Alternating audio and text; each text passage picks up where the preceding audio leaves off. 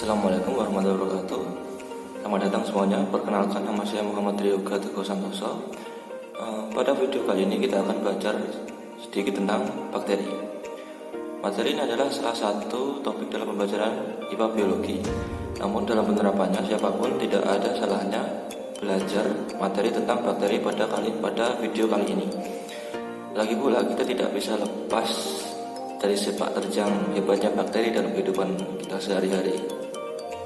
Adapun yang akan kita pelajari adalah tentang struktur, cara hidup, reproduksi, dan peran bakteri dalam kehidupan sehari-hari.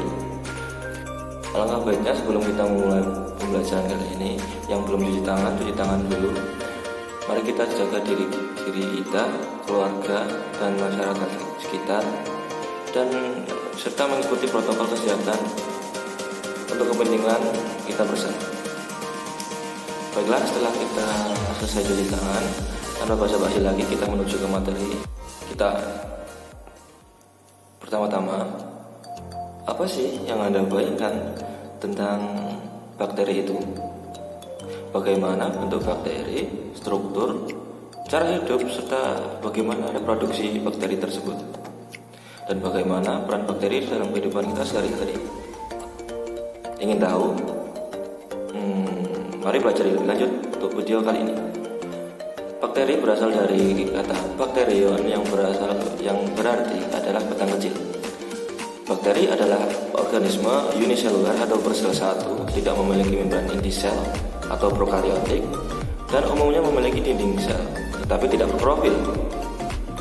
Bakteri pertama kali ditemukan pada 1674 oleh Anthony van Leeuwenhoek, yaitu seorang ilmuwan dari Belanda yang menemukan mikroskop lensa tunggal, dan istilah bakteri tersebut diperkenalkan oleh Ehrenberg pada tahun 1828. Adapun ciri-ciri bakteri adalah merupakan organisme mikroskopis. Pada umumnya sel bakteri berdiameter sekitar 0,5 sampai 5 mikrometer. Namun ada pula yang berdiameter hingga 0,5 mm. Memiliki bentuk yang bervariasi, yaitu batang, bulat, dan spiral. Yang terakhir dapat dilihat dengan mikroskop cahaya maupun mikroskop elektron.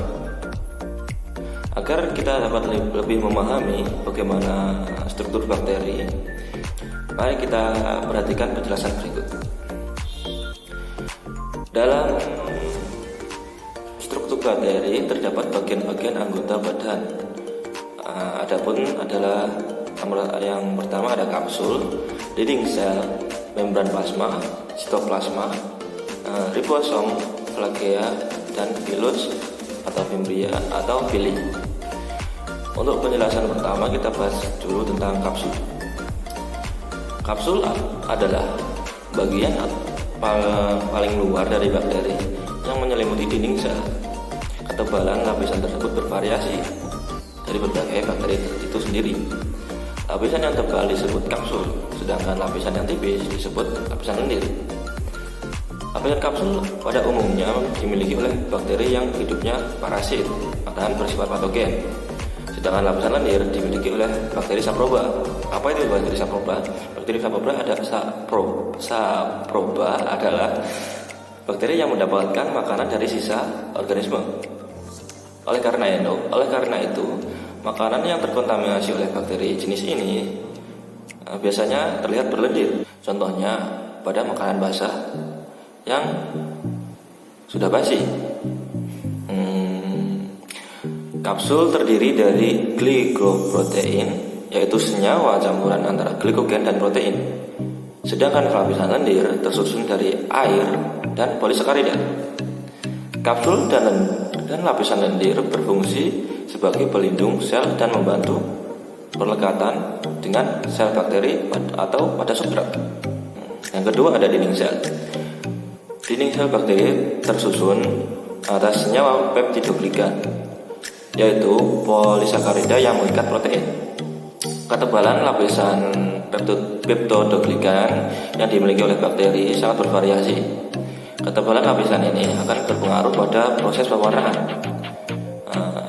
yang digunakan dalam penggolongan bakteri. Adapun penggolongan adalah bakteri gram positif dan negatif.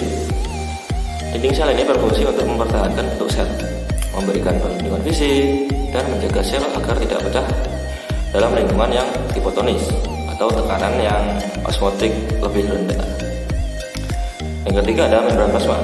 Membran plasma adalah struktur bakteri yang berfungsi membungkus sitoplasma dan mengatur pertukaran zat yang berada di dalam dan di luar sel. Membran plasma ini tersusun atas senyawa fosfolipid dan protein yang bersifat selektif permeable, yaitu dapat dilewati oleh zat-zat tertentu. Yang keempat ada sitoplasma. Sitoplasma adalah cairan koloid yang mengandung molekul organik, yaitu lemak, protein, dan karbohidrat. Adapun pula yang terkandung dalam sitoplasma ada garam-garaman, mineral, enzim, DNA, dan ribosom. Sitoplasma ini sendiri berfungsi sebagai tempat terjadinya reaksi-reaksi metabolisme sel. Yang kelima ada ribosom. Ribosom adalah organel-organel kecil yang tersebar dalam sitoplasma dan berfungsi dalam sintesis protein. Ribosom tersusun atas senyawa protein dan RNA. Yang keenam ada flagella. Flagella adalah bulu cambuk yang tersusun dari senyawa protein dan berfungsi sebagai alat gerak. Flagella pada struktur bakteri ini terletak pada dinding sel dan dimiliki oleh bakteri yang berbentuk batang atau basil, koma atau vibrio, dan spiral. Yang ketujuh ada pilus atau fimbria. Pilus atau fimbria adalah bagian dari struktur sel bakteri yang berbentuk seperti flagella. Tetapi pilus ini berupa rambut-rambut yang berdiameter kecil, pendek, dan kaku yang terdapat di sekitar dinding sel. Pilus atau fimbria berfungsi sebagai pembantu bakteri menempel dan melekat dengan sel bakteri lainnya sehingga terjadi transfer DNA pada saat terjadinya konjugasi. Nah, setelah kita mengetahui tentang struktur tubuh bakteri, mari kita lanjutkan pada materi tentang bagaimana cara hidup bakteri itu sendiri. Berdasarkan cara hidupnya, bakteri dibagi menjadi dua, yaitu bakteri autotrof dan bakteri heterotrof. Bakteri autotrof adalah bakteri yang dapat mensintesis makanannya sendiri dari zat anorganik menjadi organik. Nah, bakteri ini sendiri dibedakan menjadi dua, yaitu bakteri fotoautotrof dan kemoautotrof. Bakteri fotoautotrof adalah bakteri yang sumber energi untuk proses sintesis makanannya berasal dari cahaya atau fotosintesis. Contohnya bakteri sulfur hijau atau chlorombium, bakteri sulfur ungu atau chromatium, dan cyanobacteria atau anapaina. Sedangkan bakteri kemoautotrof yaitu bakteri yang menggunakan senyawa kimia sebagai sumber energi yang dipakai untuk sintesis senyawa organik. Contoh saja Thiobacillus, bakteri nitrifikasi, yaitu Nitrosomonas dan Nitrobacter. Selanjutnya kita bahas tentang bakteri heterotrof. Apa itu bakteri heterotrof? Bakteri heterotrof adalah bakteri yang tidak dapat mensintesis makanannya sendiri, melainkan memanfaatkan bahan organik dari organisme lain. Bakteri heterotrof dibagi menjadi dua, yaitu bakteri parasit dan saprofit. Bakteri heterotrof yang parasit adalah bakteri yang mengambil makanan dari organisme lain atau inangnya sehingga dapat merugikan inangnya. Contoh Mycobacterium tuberculosis yang menjadi penyebab penyakit TBC pada manusia. Yang kedua ada bakteri saprofit, yaitu bakteri yang memperoleh makanannya dari sisa-sisa organisme yang telah mati seperti bangkai hewan dan sampah organik. Contoh saja adalah bakteri E. coli. Lanjut ke materi yang selanjutnya adalah tentang cara bakteri bereproduksi. Pernahkah kalian berpikir bagaimana cara sebuah organisme seperti bakteri bereproduksi? Reproduksi bakteri terjadi secara aseksual dan seksual. Agar lebih memahami tentang reproduksi bakteri, mari simak penjelasan berikut. Yang pertama kita bahas tentang reproduksi bakteri secara aseksual. Reproduksi bakteri secara aseksual ini terjadi melalui pembelahan binar, yaitu dari 1 sel menjadi 2 sel, dari 2 sel menjadi 4 sel, dari 4 sel menjadi 8 sel, dan seterusnya. Pembelahan binar tersebut terjadi secara amitosis atau secara langsung, yaitu tidak melalui tahap-tahap tertentu seperti pembelahan mitosis. Pada umumnya bakteri dapat membelah sekitar 1-3 jam sekali. Namun pertumbuhan bakteri akan melambat jika bakteri kehabisan nutrisi dan terjadi penumpukan sisa-sisa metabolisme yang dapat meracuni bakteri tersebut. Yang kedua, ada reproduksi bakteri secara seksual. Reproduksi bakteri secara seksual terjadi dengan cara rekombinasi gen. Apa itu rekombinasi gen? Rekombinasi gen adalah peristiwa bersatunya sebagian materi gen atau DNA dari 2 sel bakteri yang berbeda, sehingga terbentuk DNA rekombinan. Rekombinasi gen dapat terjadi melalui 3 tahap, yaitu konjugasi, transduksi, dan transformasi. Yang pertama ada konjugasi. Konjugasi adalah proses pemindahan materi gen dari satu sel ke bakteri lain secara langsung melalui jembatan konjugasi. Contoh bakteri yang mampu melakukan konjugasi ini adalah Salmonella typhi dan Pseudomonas sp. Berikut adalah tahapan-tahapan konjugasi pada materi bakteri. Mula-mula kedua sel berdekatan, kemudian membentuk tonjolan atau struktur jembatan yang dapat menghubungkan kedua sel bakteri tersebut.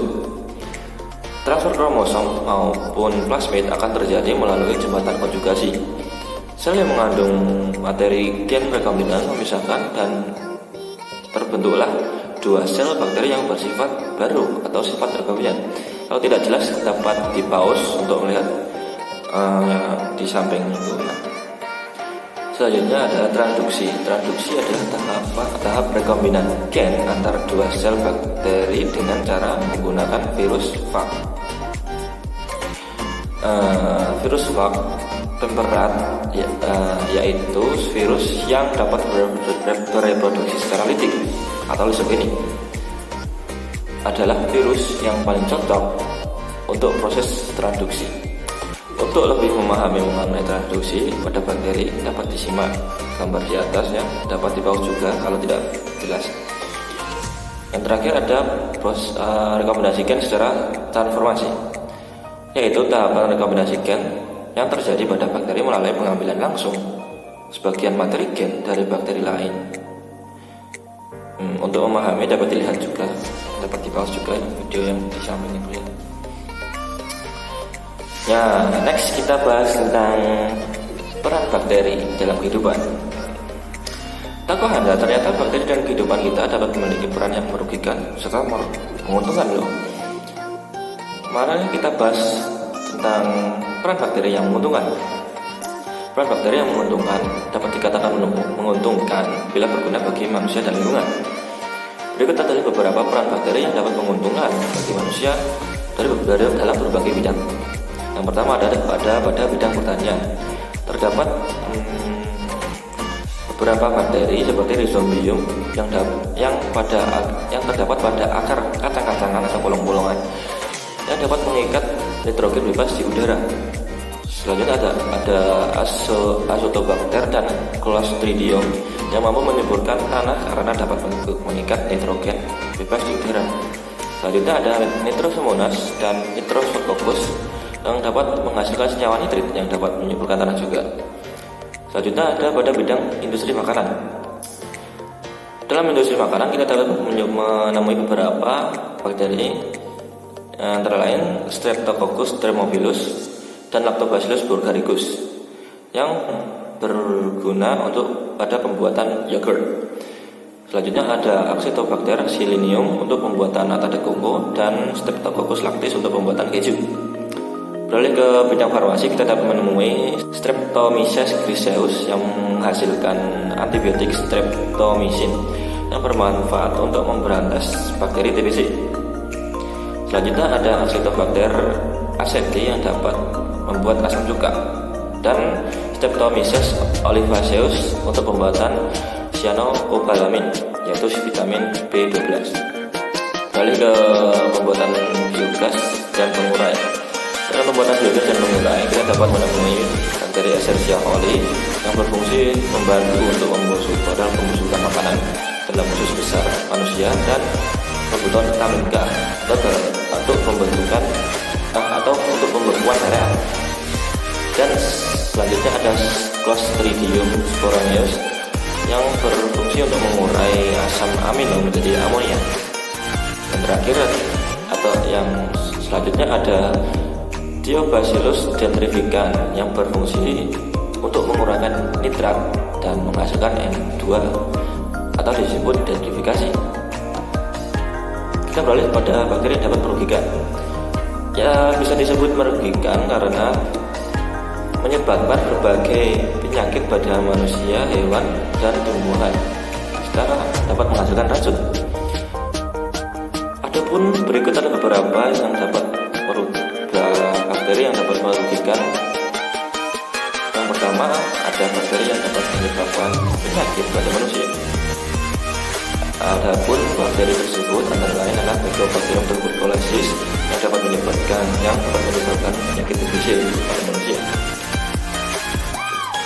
Selanjutnya ada Salmonella typhosa yang dapat menyebabkan penyakit tifus, dan Staphylococcus pneumonia yang dapat menyebabkan penyakit radang paru-paru. Ada juga Vibrio cholera yang dapat menyebabkan penyakit kolera pada manusia.